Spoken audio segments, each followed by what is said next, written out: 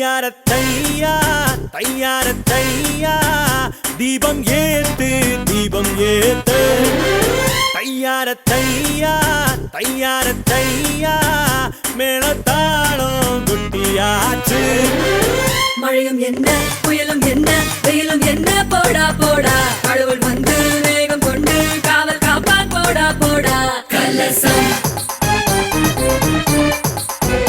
கலசம்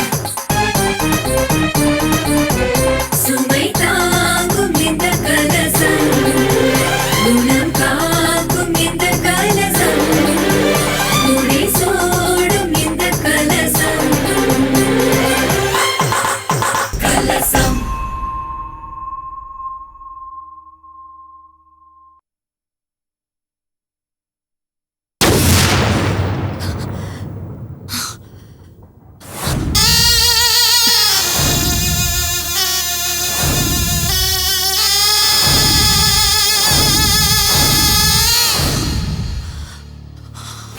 போனவ வந்திருக்க, அதுக்கு உன் பதில் என்ன? ஏய், எத்தனை பேரோட வாழ்க்கையோட விளையாடுவேடி நீ? அழிச்சிடுவேன் உன்னை. இப்படி ஒருத்தி இந்த பூமியில பிறந்தான்ற அடையாளத்தை அழிச்சிடுவேன்.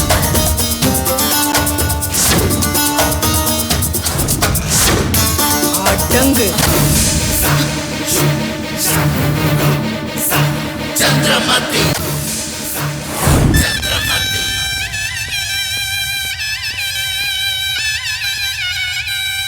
என்னம்மா அவசரமா போன் பண்ணி வர சொன்ன? சந்திரமதி, ஏன் ஒரு மாதிரியா இருக்க? என்னாச்சு? நீ இவ்வளவு டென்ஷனா இருந்து நான் பார்த்ததே இல்லையே. சொல்லுமா, என்ன? பிபி. பிபியா? போன வாரம் தான் செக் பண்ணோம். பிபி சுகர் எதுவுமே இல்லையம்மா. போன வாரம் வரைக்கும் இல்ல, இப்ப கொஞ்ச நேரத்துக்கு முன்னாடி தான் வந்துச்சு. என்னக்கா சொல்ற? திடீர்னு எப்படி வரும்? திடீர்னு தாண்டா வந்துச்சு. திடீர்னு தானே அவளும் வந்து நின்னா. யாரு? நீலாம்பரி. என்னது? நீலாம்பரியா? என்ன விளையாடுறிய? என்னமோ அவசரமா டெலிபோன் பண்ண உடனே என்னமோ ஏதோன்னு வந்து பதறி போய் நிக்கிற. நீ என்னடானா பகல் கனவு கண்டுட்டு அலறிட்டு நிக்கிற. மாமா, அவ வந்தா நான் பார்த்தேன்னு சொல்ற, பகல் கனவுன்னு சொல்றீங்க? பகல்ல நான் எப்ப தூங்கி இருக்கேன்? உங்களுக்கு நான் போன் பண்ணனே, அப்பதான் அவ வந்துட்டு போறா. ஓகே ஓகே, டென்ஷன் ஆகாத, ப்ளீஸ் ரிலாக்ஸ். என்னைக்கும் நடந்த விஷயம்.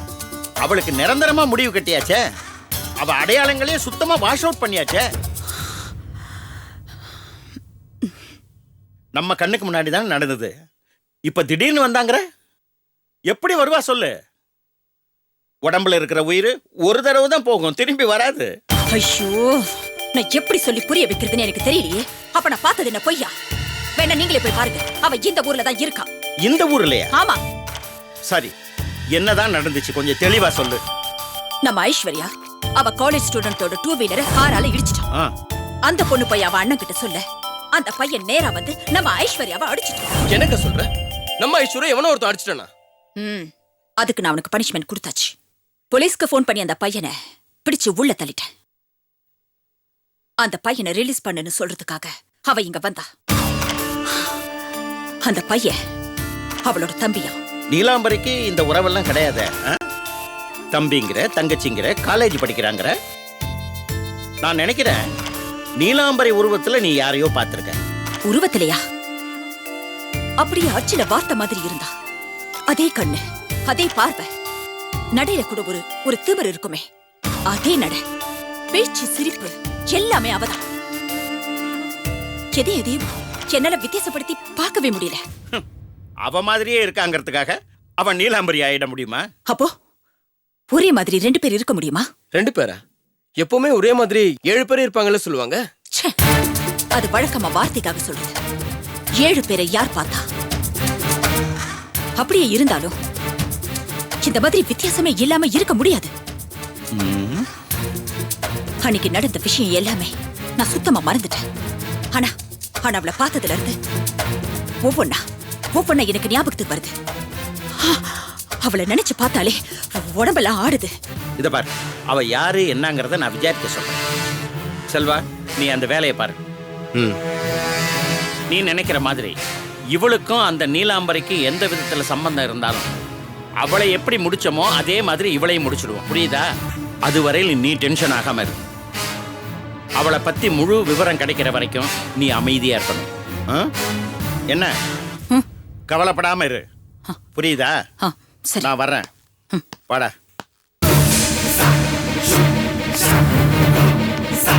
சந்திரமதி சந்திரமதி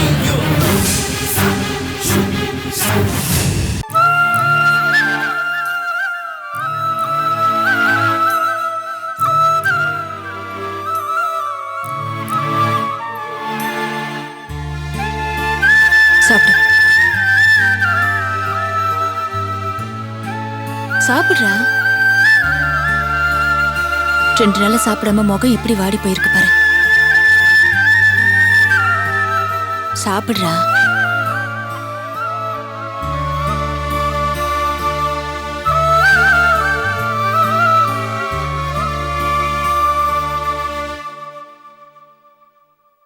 ஏண்டா அப்படி பண்ண?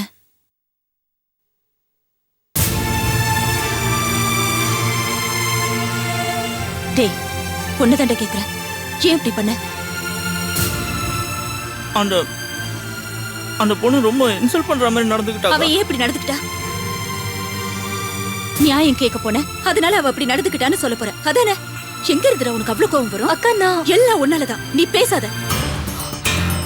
மொபைல் நடு ரோட்ல தான் நிறுத்துவியோ? ஓரமா நிறுத்திருக்க கூடாது. அப்படியே நடு ரோட்ல நிறுத்தி இருந்தாலும் அந்த பொண்ணோட கார் வந்ததா, அது ஓரமா நிறுத்திருக்க வேண்டியதானே? ஏன் எடுக்கல? நான் போகும்போது படிச்சு சொல்லிட்டு போனேன், எந்த பிரச்சனையும் பண்ணாதீங்கன்னு. ஏன் எதுவுமே கேட்க மாட்டேங்கிறீங்க? எவ்வளோ ஏதோ சொல்லிட்டு போற, நமக்கு என்னன்னு தானே? இல்லக்கா. பின் என்னடா, நீ போலீஸ் ஸ்டேஷன்ல இருக்கன்னு கேள்விப்பட்டதும் எனக்கு எதுவுமே புரியல. எனக்கு எப்படி இருந்திருக்க கொஞ்சம் யோசிச்சு பாரு. நான் எதுக்காக கஷ்டப்படுறேன், எதுக்காக சம்பாதிக்கிறேன்? எல்லாம் உங்களுக்காக தானே. நீங்க நல்லா இருக்கணும்னு தானே.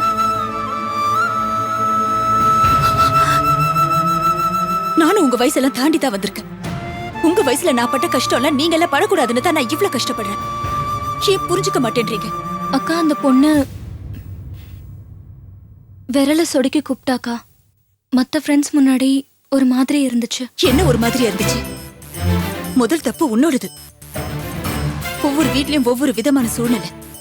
அந்த பொண்ணு வசதியான பொண்ணு, அப்படியே வளர்ந்துட்டா. அப்படியே அவ தப்பு பண்ணியிருந்தாலும் அவளுக்கு புரிய வைக்கிற மாதிரி நீதான் சொல்லியிருக்கணும். உங்க அக்கா கஸ்டம்ஸ்ல வேலை பாக்குறவதான், ஆனா லட்சக்கணக்கில் சம்பாதிக்கல.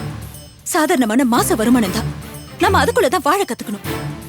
வந்துட்டானா நல்லா உரைக்கிற மாதிரி சொல்லுமா. உங்க அப்பா மாதிரியே நேர்மையா நியாயமா வாழணும்னு சொல்லு.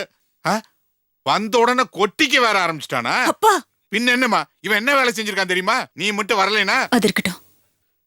1000 ரூபாய் பணம் வாங்கிட்டு போனீங்களே, ஆமா, என்னாச்சுப்பா? எல்லாம் இவனுக்காத்தாமா. அம்மா, போலீஸ்ல இவன் பேர்ல என்ன கேஸ் போட்டான்னு எனக்கு தெரியல. அதுக்காக ஒரு வக்கீல பார்த்துட்டு இங்கிருந்து வாங்கிட்டு போன 1000 ரூபாய் அவர்கிட்ட கொடுத்துட்டு அவருக்கு 2 பிரியாணி வாங்கி கொடுத்துட்டு மீதி இருக்கிற பிரியாணி மட்டும் நான் எடுத்துட்டு வந்தம்மா. இன்னைக்கு நீ மட்டும் வராம இருந்திருந்தீனா என் வக்கீல் போய் நாளைக்கு ஜாமீன் எடுத்து வந்திருப்பாரு. அப்பா, என்னம்மா அது? நீ என் பேர்ல சந்தேகப்படுறியா? என்னம்மா அது? பெத்த அப்ப நான் போய் பையன் விஷயத்துல இவ்வளவு பொறுப்பு இல்லாம நடந்துக்கூடா? போங்கப்பா, போங்க. இதை கொண்டு வந்திருக்கீங்களே, அதை போய் சாப்பிடுங்க, போங்க. ஒரு குடும்ப தலைவனா பொறுப்பா இந்த குடும்பத்துக்கே வழிகாட்டலாம்னு நினைச்சுக்கிட்டு இருந்தேன். யாருமே என்ன. ஐயோ அப்பா, ப்ளீஸ் போங்கப்பா.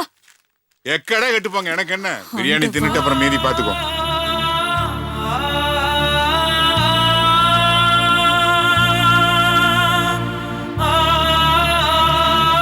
அக்கா, சாரிக்கா.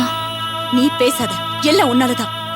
அக்கா, எல்லாம் என்னோட தப்புதான்க்கா. நான் அவசரப்பட்டிருக்க கூடாது. உன் நிலைமை தெரியாம நான் அப்படி நடந்துக்கிட்டது என் தப்புதான்க்கா. சாரிக்கா. இனிமேல் அப்படி பண்ண மாட்டேங்க்கா. இந்த மாதிரி எந்த தொந்தரவும் இனிமேல் கொடுக்க மாட்டேங்க்கா. சாப்பிடு.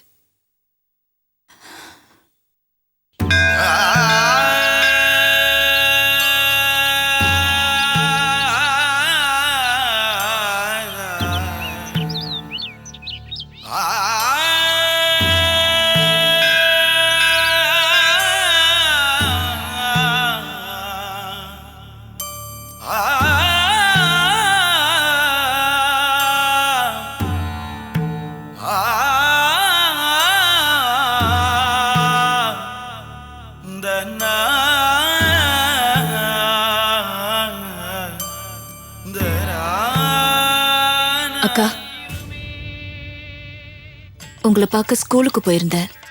நீங்க பெர்மிஷன் போட்டுட்டு போனதா சொன்னாங்க. உங்க வீட்டுக்கு ஃபோன் பண்ண. பொதுவாவே உங்க மாமியார் என்கிட்ட கோவமா தான் பேசுவாங்க. இன்னைக்கு ரொம்ப கோவமா பேசினாங்க. எனக்கு அப்பவே புரிஞ்சிடுச்சுக்கா, வீட்ல ஏதோ பிரச்சனை நடந்திருக்குன்னு. எனக்கா ப்ராப்ளம்? அக்கா, என்னக்கா, என்ன பிரச்சனை? ஒண்ணும் இல்ல ரஞ்சனி. என்கிட்ட சொல்லாம வேற யாருக்கிட்டக்கா சொல்ல போற உன்னோட பிரச்சனைய? என்ன ப்ராப்ளம்க்கா? ரஞ்சினி, உமா பத்தி நினைச்சாதான் ரொம்ப கவலையா இருக்குமா. அவ போற போக்கு சரியாவே தோணல. என்னக்கா நீங்க? உமா நல்ல பொண்ணு, அதுவும் நீங்க வெளுத்த பொண்ணு. அவ எப்படி தப்பான வழியில போவா? போயிருவாளோ ரொம்ப பயமா இருக்குமா. விவரம் தெரியாம இருக்கிற வரைக்கும் என்னை விட்டு ஒரு நிமிஷம் கூட பிரிஞ்சிருக்க மாட்டா. ஆனா இப்போ என்கிட்ட ஒரு நிமிஷம் கூட அன்பா பேச மாட்டேங்கிறா. இதுக்கு எல்லாத்துக்கும் என் மாமியார் தான் காரணம். அவ எதுவும் அறியாத குழந்தை. உமா கிட்ட என்னை பத்தி ஏதோ தப்பு தப்பா பேசி அவ மனசு ரொம்ப கலைச்சிட்டாங்க. அவ நல்லதுக்காக நான் சொல்ற எல்லா நல்ல விஷயமும் அவளுக்கு தப்பாவே படுது. என் மாமியார் என்ன பழி வாங்குறதா நினைச்சுக்கிட்டு அவளுக்கு அதிகமாக சுதந்திரம் தராங்க. அந்த சுதந்திரம் அவளை தப்பான வழிக்கு கொண்டு போயிடுமோன்னு நான் ரொம்ப பயந்து போயிருக்கேம்மா. அப்படியெல்லாம் ஒன்னும் நடக்காதுக்கா. உமா விஷயத்தை பொறுத்த வரைக்கும் ஒரு அம்மாவை நீங்க டீல் பண்றதை விட ஒரு ஃப்ரெண்ட நான் டீல் பண்றேன். நாளைக்கே நான் அவளை பார்த்து பேசுறேன். ஓகேயா? ஏங்கா, என் மேல நம்பிக்கை இல்லையா? சீச்சி, அப்படியெல்லாம் ஒண்ணும் இல்லம்மா. அப்புறம் என்ன? சிரிங்க சிரிங்கக்கா. அக்கா, சந்திரமதி சந்திரமதி சந்திரமதி. என்ன விசாரிச்சீங்களா? யார் அந்த பொண்ணு? சொல்லுங்க. நான் நினைச்ச மாதிரி தானே? இல்ல, நீலாம்பரிக்கும் இவளுக்கும் எந்த சம்பந்தமும் இல்ல. சார், என்னைய கூப்பிட்டீங்க? ஆமா சார், எங்களோட ஒரு 5 நிமிஷம் டைம் பாஸ் பண்ண முடியுமா சார்?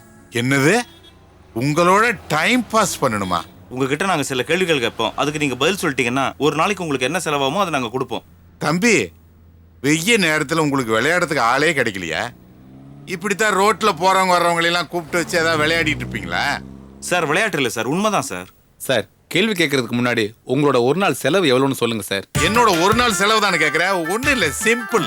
இங்கிருந்து நேரா போனா லெஃப்ட்ல திரும்பினா ஒரு சூப்பர் ஹோட்டல் இருக்கு. அங்க போய் உட்கார்ந்து 2 செட் தோசைக்கு ஆர்டர் பண்ணுவேன்.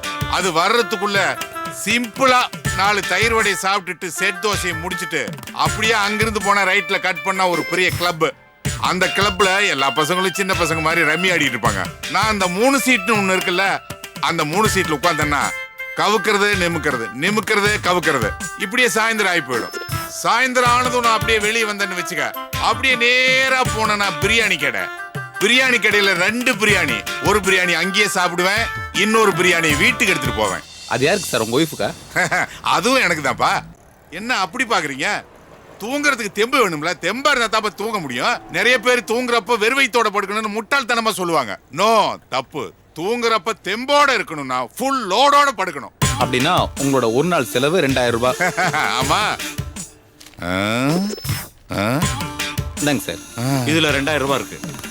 என்னப்பா அது? ஏதோ நான் விளையாட்டு கேட்டா உண்மையிலேயே 2000 ரூபாய் எடுத்து நீட்டிட்டீங்க. வாரத்துல ஒரு தடவை இப்படிதான் சார் டைம் பாஸ் பண்ணுவோம். கேள்வி கேட்கட்டுமா? கேளு கேளு.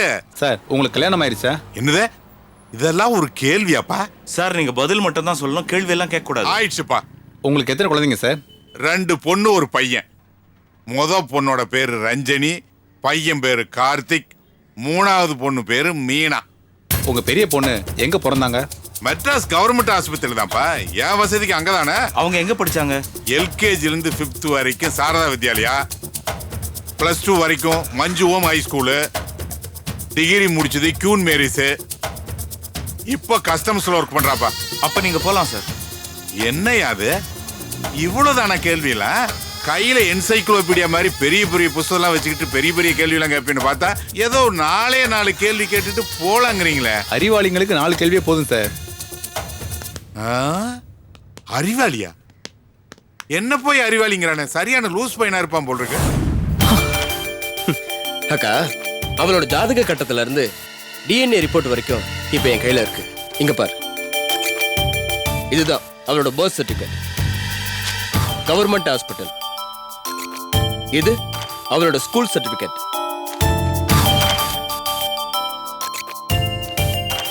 இது கார்ப்பரேஷன் சர்டிபிகேட். இது ரேஷன் கார்டு ஜெராக்ஸ்.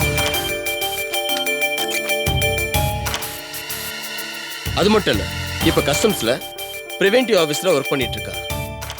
அதோட அப்பாயின்மெண்ட் ஆர்டரோட ஜெராக்ஸ். அவங்க அப்பன் பேரு ராஜகோபால், ஒரு யூஸ்லெஸ் ஃபெலோ. கார்த்திக்னு ஒரு தம்பி, மீனான்னு ஒரு தங்கச்சி. அவங்க அம்மா ஹவுஸ் ஒய்ஃப். இதுதான் அவங்க ஃபேமிலி பயோகிராஃபி. ரஞ்சனி ஒரு பிரில்லியன்ட் கேர்ள், துணிச்சலா இருப்பா. அதே சமயம் அந்த நீலாம்பரி மாதிரி அதிகார குணம் உள்ளவ இல்ல, ரொம்ப பணிவா இருப்பா. ஓகேவா? இப்ப எல்லாம் உனக்கு கிளியர் ஆயிடுச்சுல? ஓகே, இருந்தாலும் எப்பவோ நடந்த ஒரு விஷயம்.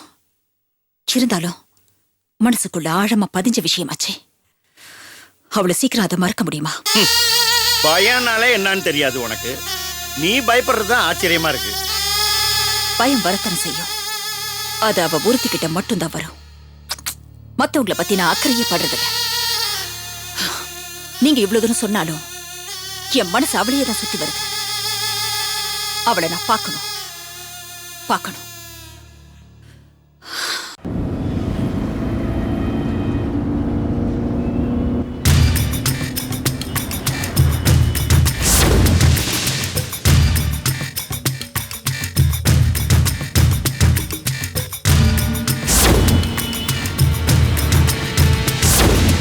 நீங்க வீட்டுக்கு போறதுக்கு முன்னாடி உங்க தம்பி வீட்டுல இருப்பான்.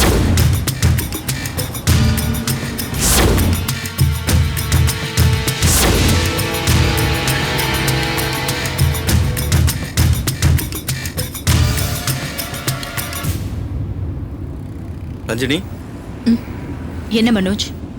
என்ன ஏதோ தீவிரமா யோசிச்சுட்டு இருக்க மாதிரி தெரியுது. அந்த சந்திரமதியை பத்தி தான். சந்திரமதி பத்தி என்ன? போலீஸ் ஸ்டேஷன்ல அந்த இன்ஸ்பெக்டர் அந்த அம்மாவை ஏதோ பெரிய தாதர் ரேஞ்சுக்கு சொன்னாரு. அதே மாதிரி அவங்கள பார்க்க போனப்போ வாட்ச்மேன் உள்ள விட மாட்டேன்ட்டாரு. அவங்க பிஏ என்னடா அப்பாயின்மெண்ட் கிடைக்காத மாதிரி பேசினாரு. சரி, கடைசியில நேர்ல பார்க்கும்போது இவங்கெல்லாம் பண்ணது பில்டப் மாதிரி தோணுது. ஏன், என்னாச்சு? என்ன பார்த்த உடனே ஒரு மாதிரி ஆயிட்டாங்க மனோஜ். அவங்கள நான் எப்படி ஃபேஸ் பண்றதுன்னு நினைச்சிட்டு போனா அவங்களுக்கு என்ன பார்த்ததும் அவங்க ஃபேஸ் எல்லாம் மாறி போச்சு. இந்த கிரிமினல்ஸ் எல்லாம் இன்ட்ரோகேட் பண்ணும்போது அவங்க முகத்துல ஒரு பயம், ஒரு மிரட்சி தெரியும்ல, அந்த மாதிரி ரியாக்ஷன் அவங்க ஃபேஸ்ல தெரிஞ்சது மனோஜ். நிஜமாவே இது ரொம்ப ஆச்சரியமான விஷயம் ரஜினி. ஊரே அவங்கள பார்த்து பயப்படுது, அவங்க உங்களை பார்த்து பயப்படுறாங்களா? அது பயமா இல்ல வேற ஏதாவதான்னு தெரியல. பட் டெஃபினட்டா அப்செட் ஆயிருந்தாங்க, அது மட்டும் கன்ஃபர்ம்ட். அப்செட் ஆகிறதுலாம் கூட பெரிய விஷயம் இல்லை ரஜினி. ஏன்னா உன்னை பார்க்குறப்ப நானே அடிக்கடி அப்செட் ஆயிடுறேனே. எதுக்கு? All in my mind. But இந்த வார்த்தைகள் தான் எனக்கு என்னன்னு சொல்ல வர மாட்டேங்குது. வந்ததுக்கு அப்புறம் சொல்லு.